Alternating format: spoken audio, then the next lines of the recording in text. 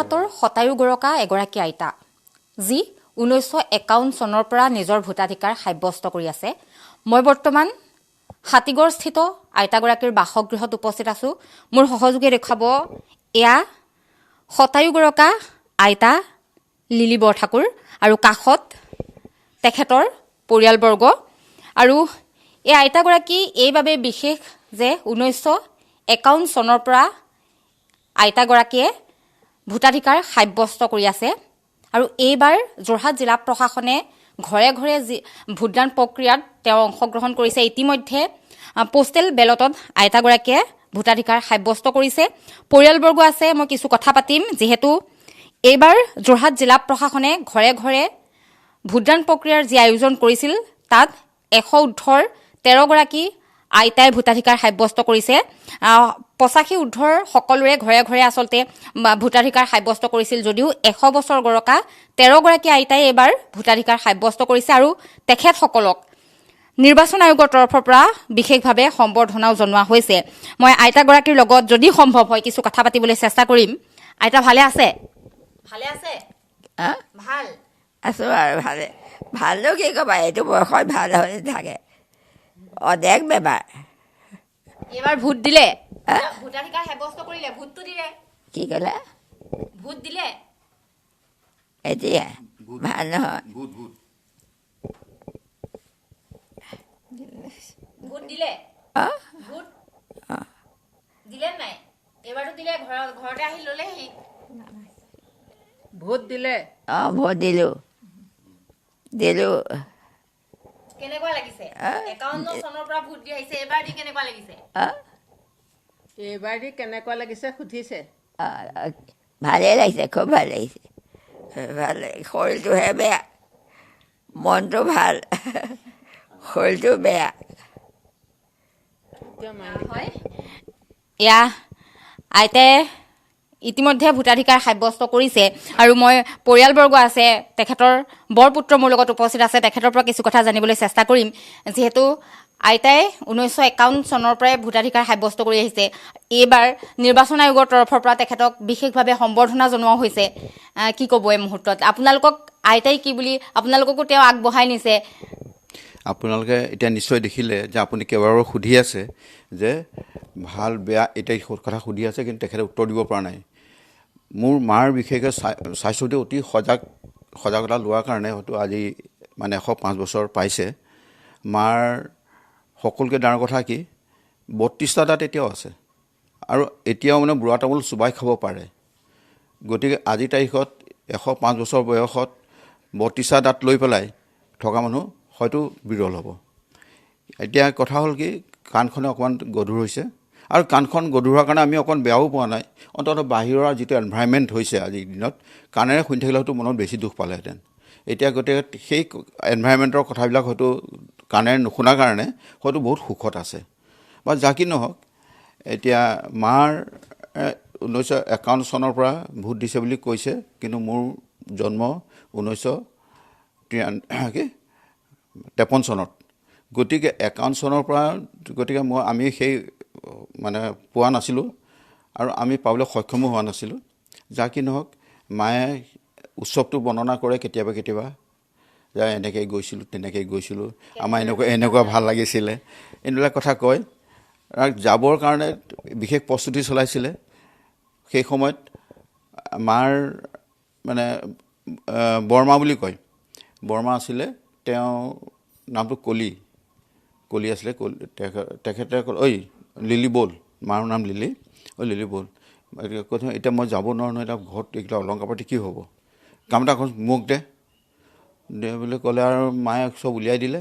তেওঁ কথা ক'ব শুনে মায়ে দিলে, গোটেই অলংকাৰ পাতি তেওঁ কলহটাত ভৰালে, বস্তা এটা বান্ধি মেলি ক'ৰবাত মানে কচুনি পেলাই থৈ গুচি গ'ল। মাৰ ভয় লাগিছে, যদি কিবা এটা হয় আকৌ ঘৰত গালি শুনিব লাগিব পিছত আহি পেলাই আকৌ পিছদিনা ৰাতিপুৱা তেওঁ আহি পেলাই বস্তাটোৰ সৈতে মানে সোণৰ মালখিনি দি থৈ গৈছে। কিন্তু সেই যে যি আগ্ৰহে আনন্দত মানে স্বাধীনতা উৎসৱ পালন কৰিবলৈ গৈছিল, বিজয়ী উৎসৱ মানে 47 চনত, সেই উৎসৱৰ কিন্তু মাৰ ৰেঙনি এতিয়াও আছে। সেই কথা মনে মনে কৈ কিতাপ খুব ভাল পায়। আৰু এতিয়া মাহঁতৰ কি হ'ল যে গণতান্ত্ৰিক হিচাপে ভোটৰ অধিকাৰ যিটো পৰিৱেশ সেইটো মাহঁতে খুব মানে ভাল পায় আৰু সেইটো এটা উদাহৰণ যে আমি গণতান্ত্ৰিক দেশত আমি গণতান্ত্ৰিক ধৰণে এজনক পঠিয়াব লাগিব আৰু কেনেধৰণে পঠিয়াব লাগিব আজিকালি আমাৰ অসম আন্দোলনৰ পিছত আমাৰ প্ৰায়বিলাক ল'ৰা ছোৱালীৰ মনটোবিলাক কিছুমান সলনি হৈ গৈছে কিন্তু মাহঁতৰ এতিয়াও সেই একেধৰণেই আছে আৰু মাহঁতৰ আদৰ্শৰে নতুন প্ৰজন্মই যাতে আগবাঢ়ি যায় আমি তাকে কামনা কৰিম আপোনালোককো ভোটাধিকাৰ সাব্যস্ত কৰিবলৈ তেওঁ অনুপ্ৰাণিত কৰিছে কৰিছে আমাকতো কৰিয়ে আছে সদায় কৰি আছে যে মানে তহঁতি এনেকৈ চলিবি তেনেকৈ চলিবি দেশখন চলাবলৈ হ'লে এনেকৈ কৰিব লাগিব আৰু মোৰ মা পঢ়াত বেছি নাছিলে যদিও ইংৰাজী স্কুল গৈ পোৱা নাই তথাপিতো অসমীয়া ৩য় শ্ৰেণীলৈকে পঢ়ি এতিয়ালৈকে 5খন কিতাপ পাব্লিছ কৰা হ'ল আৰু এতিয়া 6খন কিতাপ মানে মেনুস্ক্ৰিপ্ট মোৰ হাতত আছে সেইখিনি প্ৰিণ্ট কৰাৰ আমি যা যোগাৰ কৰি আছোঁ হয়তো অতি সোনকালে আমি যা যোগাৰ কৰি প্ৰিণ্ট উলিয়াম ৰাইজৰ মাজত মেলি দিম বুলি ভাবিছোঁ তেখেত কোনো এবাৰ পাছ কৰা নাই ভোটাধিকাৰ সাব্যস্ত কৰাৰ পৰা পাছ কৰা মানে হেৰি কোনো এদিন যোৱা নাই মানে ৰৈ যোৱা নাই তেখেতে মানে সেইটো বস্তু চবতকৈ ডাঙৰ কথা তেখেতে কোনো এদিন ৰৈ যোৱা নাই আৰু কেতিয়াবা গা বেয়া হ'লেও মানে কাৰোবাক লগত লৈ হ'লেও মানে ভোটাধিকাৰ কৰিবলৈ যায় আৰু মই যেতিয়াৰ পৰা নিজেই গাড়ী চলাব পৰা হ'লোঁ নিজে গাড়ী এখন ল'লোঁ তেতিয়াৰ প্ৰতিবাৰে মই গাড়ীত লৈ যাওঁ আৰু আজি ঠিক 3 বছৰমানৰ পৰা মাৰ ভোট ঘৰত লৈছে 3 বছৰৰ পৰা হৈছে 3টা ভোটহে লৈছে ঘৰত তেনেকৈ বাকীটো তেওঁ নিজেই গৈহে ভাল পায় সমাগমটো ভাল পায় মানে সমাজপ্ৰিয় গতিকে তাত মানুহ চায়ো ভাল পায় একেলগে আৰু লগৰ 2-1জনী হয়তো বুঢ়ী মানুহ পালে দুআষাৰ কথাও পাতে সেই ফিল্ডখনত ৰোৱা বটা মাৰ এটা ভাল মানে অভিজ্ঞতা আছে আৰু ভাল পায় হয় এইগৰাকী আইতা সকলোৰে বাবে আদৰ্শ আৰু আইতাগৰাকীয়ে বিগত 3 বছৰ ধৰিহে পোষ্টেল বেলটত ভোটাধিকাৰ সাব্যস্ত কৰিছে যিমান সম্ভৱ তেখেতে নিজেই ভোটগ্ৰহণ কেন্দ্ৰলৈ যায় নিজৰ ভোটাধিকাৰ সাব্যস্ত কৰে তোমালে মৰম লাগিছে নিজৰ নাতিজনীৰ নিচিনা লাগিছে হেৰি মই উপন্যাস 3-4খনমান লিখিলোঁ সাধু কথা লিখিলোঁ এতিয়া একো নাই এতিয়া নোৱাৰি এতিয়া মূৰটোৱে কাম নকৰা হ'ল এতিয়া লিখিব নোৱাৰোঁ পঢ়িব পাৰোঁ লিখিব নোৱাৰোঁ পঢ়িব পাৰোঁ তাকো চকুৰ অলপ অপকাৰ কৰে চশমা নোহোৱাকৈ নোৱাৰোঁ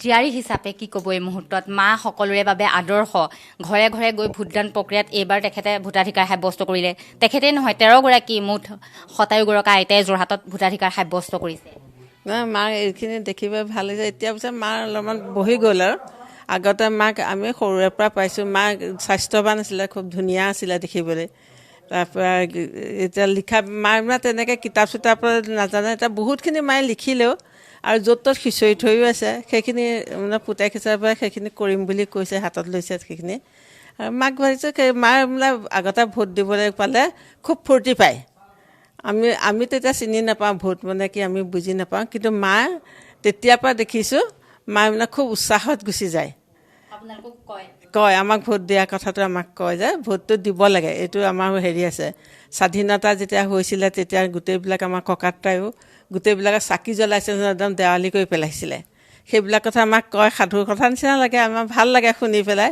সেই তেনেকুৱা আৰু সেয়াই নিৰ্বাচন আয়োগৰ মোৰ ছোৱালী 4জনী ল'ৰা 2জন ভাইও আছিলে মোৰ 2জন নাৰী এজন ঢুকালে এজন আছে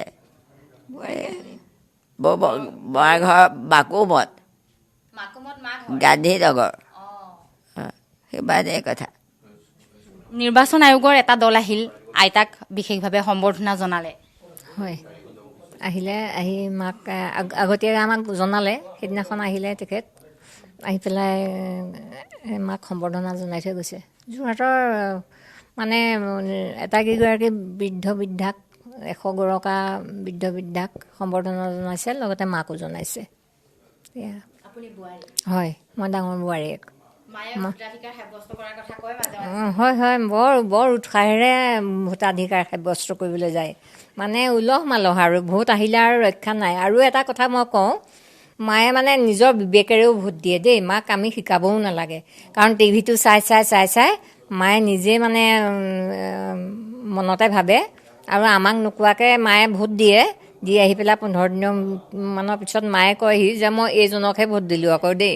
এইটো ইণ্টাৰেষ্টিং। নকয় যে এইজনকেই ভোট দিলোঁ। মায়ে নিজৰ বিবেকেৰে ভোট দিয়ে। হয়, এইগৰাকী আছিল লিলি বৰঠাকুৰ আইতা। আৰু এই আইতাগৰাকীৰ বাসগৃহত কিছুদিন পূৰ্বে নিৰ্বাচন আয়োগৰ এটা দল উপস্থিত হ'ল। আইতাগৰাকীক বিশেষভাৱে সম্বৰ্ধনা জনালে আৰু এইগৰাকী আইতা সকলোৰে বাবে আদৰ্শ, কিয়নো 1951 চনত প্ৰথম যেতিয়া সাধাৰণ নিৰ্বাচন হৈছিল তেতিয়াৰে পৰা এইগৰাকী আইতাই এবাৰো পিছ পৰি নোৰোৱাকৈ তেখেতে প্ৰতিবাৰে ভোটাধিকাৰ সাব্যস্ত কৰিছে আৰু শেহতীয়াকৈ বিগত 3 বছৰৰ পৰা পোষ্টেল বেলট যোগে তেখেতে ভোটাধিকাৰ সাব্যস্ত কৰিছে। আৰু কেৱল এইগৰাকী আইতাই নহয়, যোৰহাট জিলাৰ 100 বছৰ গৰকা 13 গৰাকী আইতাই এইবাৰ পোষ্টেল বেলটত ভোটাধিকাৰ সাব্যস্ত কৰিছে আৰু এই সকলকো নিৰ্বাচন আয়োগৰ তৰফৰ পৰা বিশেষভাৱে সম্বৰ্ধনা জনোৱা হৈছে।